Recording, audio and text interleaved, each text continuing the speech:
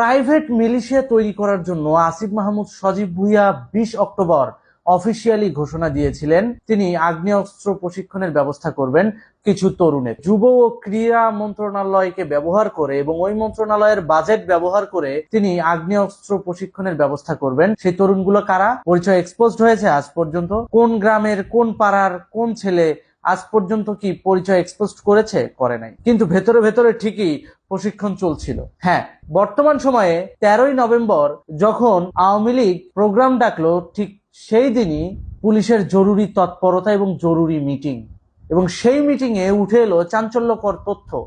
Strategic report আকারে ঢাকার নিরাপত্তার জন্য পুলিশের পাশাপাশি পুলিশের পোশাক পরে এই মিলিশিয়া বাহিনী যাদেরকে তারা আগ্নেয়াস্ত্র প্রশিক্ষণ দিয়েছে তাদেরকে রাখার সিদ্ধান্ত নেয়। নিরাপত্তা ব্যবস্থার নাম দিয়ে যে মিলিশিয়া বাহিনী তারা তৈরি করেছে এবং তাদেরকে পুলিশের মধ্যে সুকৌশলে অ্যাম্বুশ করতেছে, এইটার একটা 3 পাতার ডকুমেন্ট আমাদের সামনে উঠে এসেছে। হ্যাঁ, 3 পাতার ডকুমেন্ট।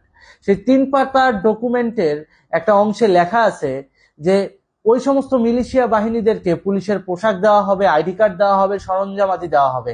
এমনকি অনুমতির জন্য বিভিন্ন জায়গায় যদি বাধাপ্রাপ্ত হতে হয় তাহলে ওই জায়গায় যেই অফিসার বাধা প্রদান করবে তাকে বদলি করে সেখানে নিজেদের অফিসার যুক্ত করার পরিকল্পনা রয়েছে। এবং সেই পরিকল্পনার অংশ হিসেবে ঊর্ধ্বতন মহলে অর্থাৎ মন্ত্রী পরিষদ পর্যায়ে বৈঠকও হয়েছে। তাহলে বুঝতে পারছেন বাংলাদেশ নিয়ে কি পরিমাণ ষড়যন্ত্র চলতেছে।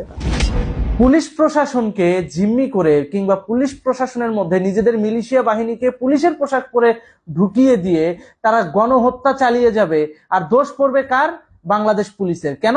কারণ এই বাংলাদেশ পুলিশ 1971 সর্বপ্রথম পাকিস্তান আর্মির বিরুদ্ধে অস্ত্র ধরেছিল এবং বাংলাদেশের স্বাধীনতার পক্ষে, মুক্তিযুদ্ধের পক্ষে কাজ করেছিল। আজকে দেখেন সেই বাহিনীর ভিতরেই অ্যাম্বুশ করা হচ্ছে মিলিশিয়া বাহিনীকে, এবং এই আসিফ মাহমুদ সজীব ভুঁইয়া তার নেতৃত্ব দিচ্ছেন। ভাবা যায় ডিএমপির তৈরি করা এই ঢাকা নিরাপত্তা যেই স্ট্র্যাটেজিক্যাল কৌশলগত রিপোর্ট, এইটা ভেস্তে যাবে যদি জনগণ সচেতন থাকে, এবং আমরা সেই কাজটাই করছি। বাংলাদেশের সাধারণ মানুষ সহ আমাদের আওয়ামী লীগের নেতা কর্মীদেরকে এটা বলতে চাই, আপনারা গণ জোয়ার সৃষ্টি করেন, জনস্রোতের সামনে যেন ভেসে যায় এই সমস্ত পুলিশ পোশাকধারী মিলিশিয়া বাহিনী, জনস্রোতের মাঝে যেন ভেসে যায় এই সমস্ত পোশাকধারী মিলিশিয়া বাহিনী, যারা বাংলাদেশ পুলিশের পোশাক পরে জঙ্গিবাদকে প্রশ্রয় দিচ্ছে, যারা বাংলাদেশ পুলিশের পোশাক পরে 71 বিরোধী শক্তির ইনস্ট্রাকশন অনুযায়ী পুনরায় বাংলাদেশে গণহত্যা চালানোর চেষ্টা করছে। হ্যাঁ, অনেক ভালো পুলিশ রয়েছে, যার কারণে বাংলাদেশে এখনো বাংলাদেশের স্বাধীনতাপন্থী, মুক্তিযুদ্ধপন্থী মানুষগুলো এই সমস্ত বিষয় নিয়ে কথা বলতে পারে।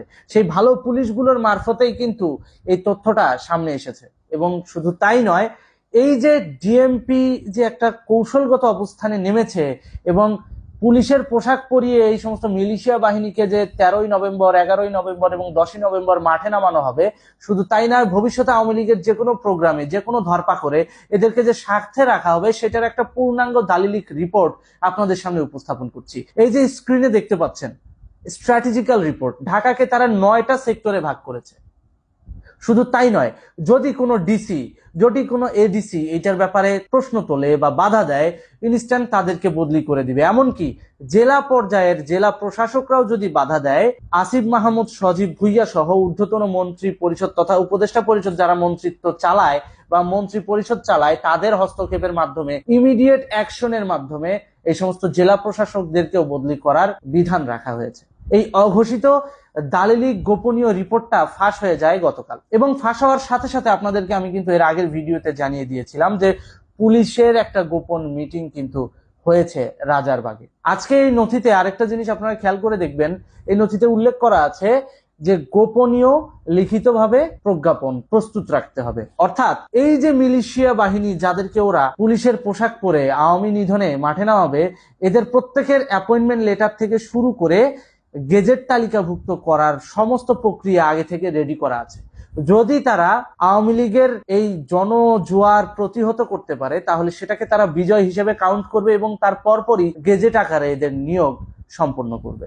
তার মানে বুঝতে পারছেন, আর যদি কোনো কারণে ফেল করে তাহলে এই ডকুমেন্ট এ পর্যন্তই শেষ। তাহলে কিভাবে মেটিকুলাস ডিজাইন বাস্তবায়ন করার প্রক্রিয়া চলছে দ্বিতীয় দফায়? ভাবা যায় একটা দেশের প্রাতিষ্ঠানিক বাহিনী কিভাবে মিলিশিয়াদের সাথে আঁতাত করতে পারে, কিভাবে পারে?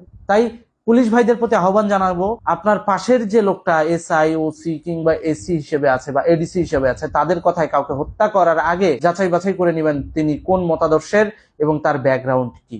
কারণ 5 তারিখের পর এমন অনেক হয়েছে, আউল ফাউল লোকের কিন্তু নিয়োগ দিয়া পুলিশের বড় বড় পর্যায়ে রাখা হয়েছে। কারণ বাংলাদেশে এখনো পর্যন্ত তথ্যগত কোনো নিরাপত্তা নেই, পুলিশের ডেটা সার্ভিসও এখনো কিন্তু অত্যাধুনিক করা হয় নাই। সুতরাং বুঝতেই পারছেন কি হচ্ছে। বাংলাদেশ নিরাপদ থাকুক।